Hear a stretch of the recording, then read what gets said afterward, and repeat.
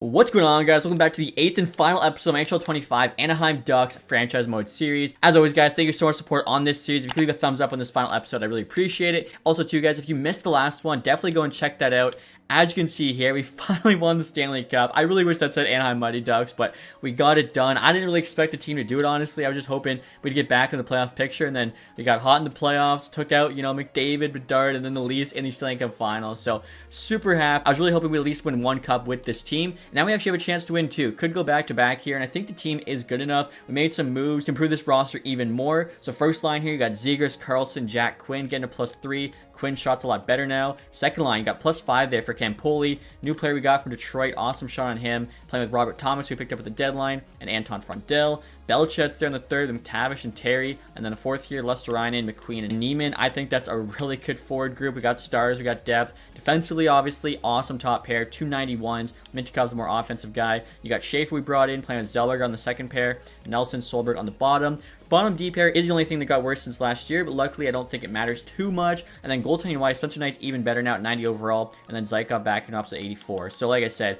I think, top to bottom, this team is stacked. Power play 1 there looks unreal. Even power play 2, I think, is pretty solid. I think the foremans as well, we actually get decent chemistry. So really happy, like I said, with how the team is looking for this final year. PK wise, you got Thomas Frondell in the top unit. They got really good defensive stats. So overall, no holes. So I really do think this team can run it back this season. Now look at the AHL team here. They actually made the final last 2 years. Haven't won it yet. They got Brain leading the way, 81 overall playmaker. He looks nasty. We did another season. He definitely, I think, make the NHL team. And I mean, going through, you got a lot of high 70s here. So no reason why they can't get back as well. Defensively, Leno there leading the way, 80 overall. I think I actually named him AHL captain. Suhanik here has been really good for us in the AHL as well. So, like I said, guys, think a lot of, big things to look forward to in terms of, like, the conversations. Because we're not, doing another season, I really don't think it matters, as those attribute effects don't take place until after the season. Same goes, of course, for the contract extensions. This is the final one, so don't really need to waste any time on that. And now look at the ratings here, guys, for this final season. We got 93 offense, 91 defense, 90 goaltending. Let's see if we can go back-to-back. And look at this, guys. We're 8-0, 9-0 to start the season. The Stanley Cup champions are on fire. 10-0,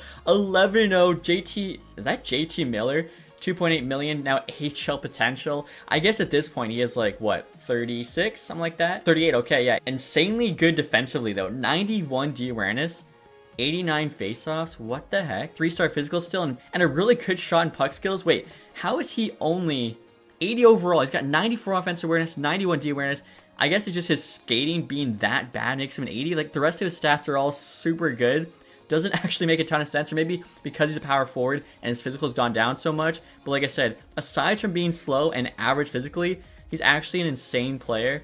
They want Conan there, the elite goalie, 5th and a 6th. Wow, we're 11-0. I think I'm going to circle back to JT Miller until at least we lose a trade. No reason to, rock the boat here. But yeah, the team is unreal right now. We turned down that trade, and of course the next game is a shootout loss, and then we lose to the Panthers. I guess I should have taken it. So I'm going back to Vegas, guys. Before they trade JT Miller to someone else, like I said, you look at his stats, he's actually unreal. I think 4th line, 2nd or 3rd PK, he'll do just fine. Now, they wanted our elite goalie in Conan, who's significantly worse than Kultiainen, so I don't mind this. I know they had a bunch of like picks and stuff going back our way with other picks. Also, Zykov somehow has half his value, even though he's, 19 overall higher, only being 4 years older. So looking at Conan for Miller, we could actually get some picks back here, which maybe we can use the deadline for further flip. So we'll try Miller and 2 4ths here for Conan.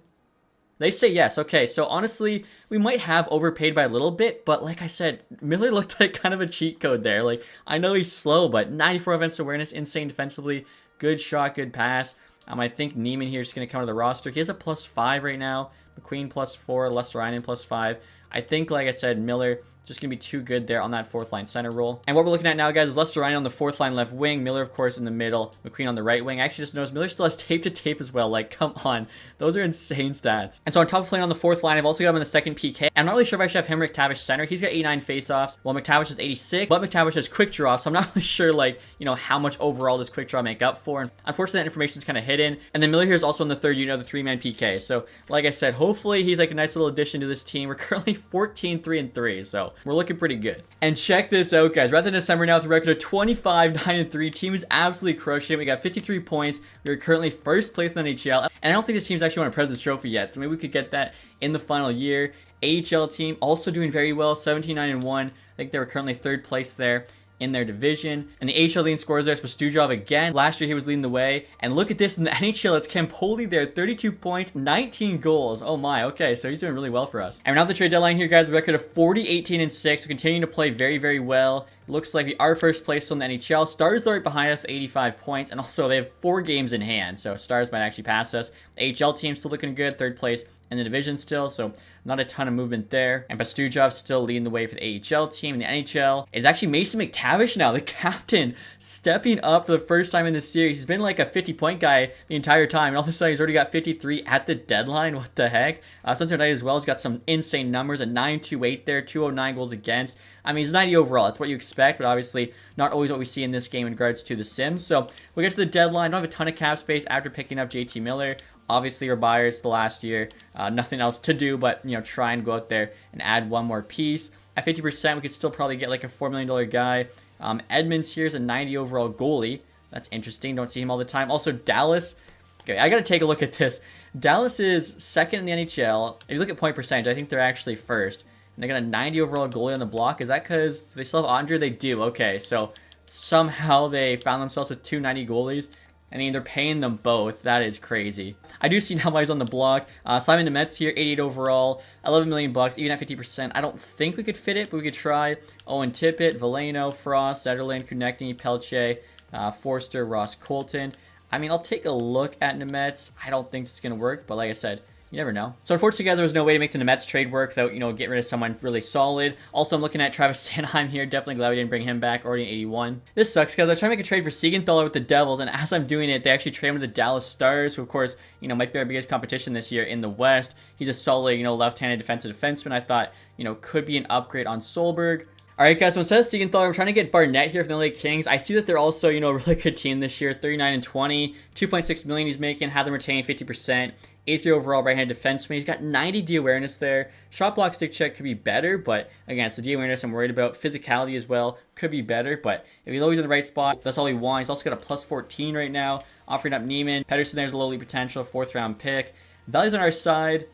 Trades rejected. I mean, yeah, with them being a contender, like that's gonna be tough to get through. I'm looking all around, trying to make a small improvement here on our defense, but there's like nothing available. So instead, guys, just gonna try and make a small trade here with Tampa Bay Lightning to get Bichelle. He's actually a really good physical defenseman, 81 overall, 6'6". Only has 81 D awareness, but 89 shot block, 88 stick check. He's also got 5-star physical there, making no money. Trading Neiman, who we no longer need. Pedersen, low league prospect. See what the Lightning say. Trades accepted. Okay, so again, I would have liked to get Nemets, but we didn't have the assets really. We'd have to break up this core who's playing so good. Kind of seems counterproductive. And then in terms of 1st round picks, I don't really like trading picks past like a year more than you're simming. And our next 1st round pick isn't for 2 more years, so it just feels a little bit cheap. And then obviously we have like no prospects to trade. Kultianin here was not enough to get Simon Nemets. It would have been like him plus Matthew Schaefer, and honestly, maybe even another piece. Just didn't seem worth it. All right, guys, the trade deadline is now complete. Again, we just made that one small move, but you never know. Jake Gensel going to Boston. That is a big-time trade. After that, looking through a lot of picks being moved. Gavin Brindley goes to the Stars. Okay, so they're loading up because we already know they got Siegenthaler, Tippett there to the Wild, Mercer the Rangers. David Edstrom also was included in that Siegenthaler trade between Dallas and New Jersey. Hanzik there to the Panthers. Ross Colton to the Rangers. Thomas Bortolo to the LA Kings. You got Valimaki there to the Sharks. Jacob Pelletier to the Jets. Wallander there to the Canadiens. Let's see. Heineman to the Oilers. So, like I said, it looks like the West is actually getting a lot better here. So, we're going to have a tough road to the Stanley Cup again. And now Dylan Coughlin's on waivers. 79 overall, defensive defenseman. Honestly, don't really need him. And so looking at Solberg's stats here, guys, I think the only thing he does better than Michelle is the defensive awareness there, 84 opposed to 81. Also, a bit better of a skater, but I think like Michelle here, you get better shot block, stick check. Actually, wait, his skating's pretty good for a 6'6" guy. Never mind. Skating's actually about equal. Physical there, much, much better. So let's see, chemistry-wise, I think we lose a +1. But is it worth it there for that 5-star physical? Actually, wait, Solberg gave us a +2. Oh my goodness. Oh man, now I'm like, do I even run him? Honestly, I made the trade, not knowing how it would affect the chemistry. I think we'll just leave Solberg in. This team won us a cup last year. They're playing really well. I see Miller actually lost his tape to tape, but with us, he's been looking good here. He's got 18 points, 44 games, playing 4th line, and some PK. Not bad at all. And now check this out, guys. Right at the end of the season here with a record of 54, 22, and 6, 114 points on the year, and we actually just barely beat out the Stars. They were at 112. So our first President's Trophy after winning the Stanley Cup. Definitely feeling pretty good with this team. AHL team there also already has an X next to their name. And you got Mason McTavish, the captain, still leading the way. Okay, so not just in the locker room, but on the ice, 72 points. I think like you'd like somebody scoring a bit more on this team, but we have the depth we do. I mean, scoring by committee is not that bad. Our leading goal scorer there is Campoli, who we just brought in. Mitkov, 52 points, also pretty solid there for a D-man. He has had better years, but obviously we can't complain too much with how much team success we've had. And again, McTavish here is playing third line, so crazy how he's doing better with less minutes. Followed there by Ziegler, 68, Carlson, 67, Robert Thomas still in the 60s, Campoli, Jack Quinn was actually tied with them, just less goals, more assists, Terry as well. So what is that, 7 guys, 60 plus points. This kind of looked like one of those creative teams I do that are super stacked and nobody pops off, because yeah, just tons of scoring. Mintikov 52, Frondell was close to 50, Belichick's 42 is not bad. JT Miller, that's like insane numbers for a fourth liner. Zellweger 33 also is pretty solid, and he had a plus 40. Oh my gosh. Yeah, if you look at the plus minuses on this team, is actually super, super good. Zellweger, though, did lead the way there with that plus 40, okay. Goaltending, Knight finished with a 9-2-2, 226 goals against. Those could be Vezina numbers. We'll have to take a look here. Suhanik there, 915, also pretty solid. AHL, Stujov, leading scorer still. Brandon, 53, like I said, I think he would probably end up being a stud. Oh my goodness, what a year for Matthews Bedard. Both had 121 points. Matthews beats him up from the Maurice Richard by 1 goal, 70-69. That's crazy. Matthews much better plus minus. You then got Draisaitl, McDavid, both behind them. Even 1 year older, they're still, running this league. Marner there, Harvey Bernard, just riding shotgun. Robertson, Wyatt Johnston, Jack Hughes. Okay, so behind Matthews and Bedard, it's then Draisaitl at 58. So yeah, Matthews, Bedard, kind of cheat codes. Defensively, Adam Fox actually takes over Makar, but Makar's plus 10 better, only 2 points behind him. He might still get another Norris there. Goaltending stats, Spencer Knight does have the most wins. Let's go, 46. Save percentage, 922. Is actually the best in the league, whether or not backup or starter. Let's go. And then goals against here, also Spencer Knight. So yeah, that's awesome seeing that. I think he'll have Vezina locked up. Ben McLean on the Canucks, 47 points. Might win the Calder, could be this Jeffrey guy, again, just because of the better plus minus. And like I said, guys, President's Trophy winning Anaheim Ducks looks good, 114 points. Dallas right behind us, so probably we'll run into them at some point in the playoffs. You had Nashville there, I think, getting screwed with, finishing 14th, missing. Calgary somehow got worse. They had the first overall pick last year. They finished dead last, the last 2 years in a row. This is the third, 45 points. I don't know what they're doing over there. Goals for, Maple Leafs were first. We were 7th there, so solid, and I think we should have the lowest goals against. And we do by quite a bit, 200 to 225. Would have been really cool if we let in 1 less goal, only team in the 100s, but I will still take, finishing first there. Spencer Knight and William Jennings. So if we advance the day here, we'll be playing whoever was the worst wild card in the West, and that is the San Jose Sharks. And now look at the Sharks team here, guys. They got Eklund, Celebrini, and Patrick Laine first line. Okay, that's kind of nasty. Kuzmenko only an 81, the second's interesting. Smith there, Musty. Cooley on the team now, Sillinger, Glass, all right. So they got the stars. Depth could be better. Ko here, 89, playing with Dunn, Jaracek, Provorov. Wow, the defense completely new. Valimaki, Fabro. I think all these guys they trade for except for Ko, who, yeah, drafted 4th overall 2025. Goaltending Askarov, though, is their starter, as he, should be in real life. I am curious to see, how long that takes. Could it be as soon as this year, or will it, take a year or 2? But next year, guys, we'll get started with the playoff simulation. Obviously, going to have home ice advantage the entire way. First game against the 8 seed. Please, EA, be good to us. I had to wait so long. I had to wait all that time. It felt like ages. I know it was probably only 15 seconds opposed to 2. 2-1 loss and a 3-1 loss. Wow. All right, so we're headed to the Shark Tank, down 0-2. Game 3 is a 5-4 win. All right, so we're not getting swept here, at least, as the defending Stanley Cup champions. And Game 4 is a 3-0 loss. This is insane. Okay, so we have to win the next 3 straight games. Game 5, we're back at home. I'm waiting here. This is going to be... It's like when you lose, the simulation takes longer. Our win, I swear, was like a 2-second sim. That's incredible. So, best team in the league by far. We're out in 5, first round, the San Jose Sharks. Well, I mean, what are you going to do? At least we got the Stanley Cup last year. We didn't get the Cup last year. That would have been such a depressing way to end the series. And actually here, guys, AHL team beats Bakersfield in 5. Next up, we have the Colorado Eagles. Again, going to be a 5-game series. And we're going to have the home ice advantage here once again. We win that first game, win the second in OT. Couple 4-3 wins. OT loss, so very close here. All the games, except for that one, were decided by 1 goal. Game 5, a 4-3 OT loss. Wow, so super close series there with the Colorado Eagles. Unfortunately, AHL team will not be making their 3rd straight Calder Cup finals. So that is going to do it, guys, for the Anaheim Ducks NHL 25 Franchise Mode Series. Like I said, really sucks to go out in the first round. I thought, you know, like we had such a good team. I didn't want to tweak with it too much. And somehow the team just couldn't. Wow. What a Cinderella run for the Sharks. They actually go on to win the Stanley Cup. Okay, you know what? Respect. Going from the 8th seed and winning the Stanley Cup doesn't happen too often. Detroit, their first overall pick. I love that. And then Florida jumps from 12 to 2. Imagine Florida finally becomes bad again, and then they get some lottery luck like that. So we'll take a look here, guys, at the playoff tree, the awards, also to the record book, something we actually haven't taken a look at so far this series. So after beating us in 5, the Sharks beat the Oilers in 5. You got to respect that. Seattle Kraken in 5, and then the Rangers in 6. So like I said, good for them, you know, going on that Cinderella run. I am curious to see our team first round, what happened. Jack Quinn stepped up, point per game, same with Zegras. Campoli there was a really good ad by us. I mean, Troy Terry 1 point, same with Belchetz. Needs to be better. Tursunbayev, I know not a score. McTavish went from our leading scorer to 0 points to the captain, -5. Zellweger, nothing. Like, yeah, I mean, certain guys just did not come through. Knight still played pretty good, 900 save percentage. Definitely could not put that loss on him. Looking at the awards next year, guys, like I said, San Jose Sharks, 8 seed to the Stanley Cup. What a run. We do get our first President's Trophy, so at least we got some hardware in the final year. Matthews there gets the Art Ross Trophy. Draisaitl with the heart, though. Even though Matthews had 70 goals and Draisaitl was playing with McDavid, who also had a ton of points. Interesting choice there by the voters. McCart, oh my, like I said, guys, cheat code. 5 straight Norrises. So basically what this shows me is if you're not doing a franchise with Colorado, you're probably not going to have a Norris Trophy winner. So in terms of like the conversations, don't ask your defenseman to win that. Marner there gets the Lady Byng. Jeffrey got the Calder.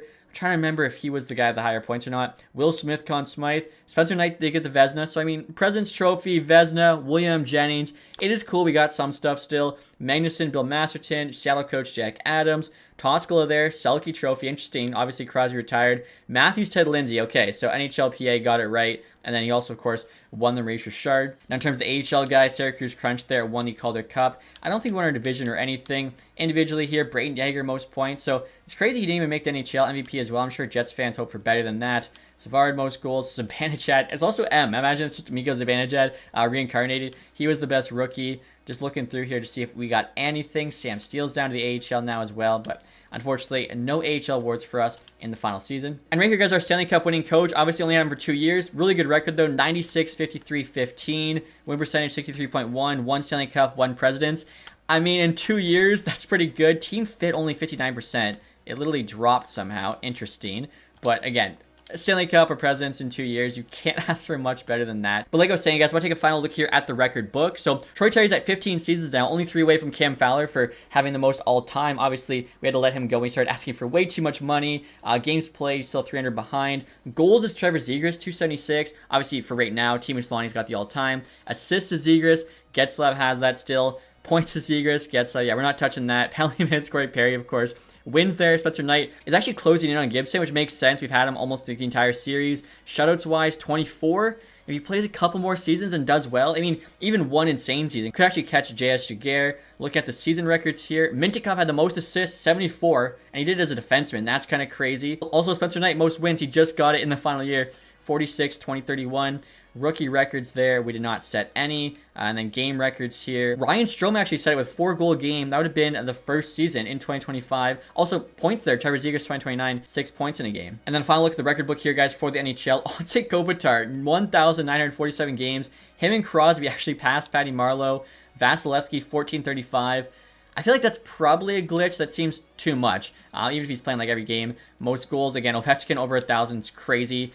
Points, Crosby did get second, as we mentioned last episode. He's also second in assists. Wins there's Martin Brodeur still, but Fleury's second, Vasi's third, Bobrovsky fifth. Shutouts there, nobody knew. 50-goal seasons, you got Ovi, Gretzky, Bossy, and Matthews now all tied. Matthews is still playing, so he's going to set that. 100-point seasons, McDavid only a couple behind Gretzky. So that's going to do it, guys, for my first NHL 25 Franchise Mode Series with the Anaheim Ducks. I really hope you guys enjoyed this one. Make sure to stay tuned for the next one, which, as I mentioned, will be the Pittsburgh Penguins. Speaking of Sidney Crosby, going to try and win him one more Stanley Cup before he retires. So if you guys enjoyed this one, leave that thumbs up. Subscribe if you haven't. Thank you guys so much again for watching. Have a nice day.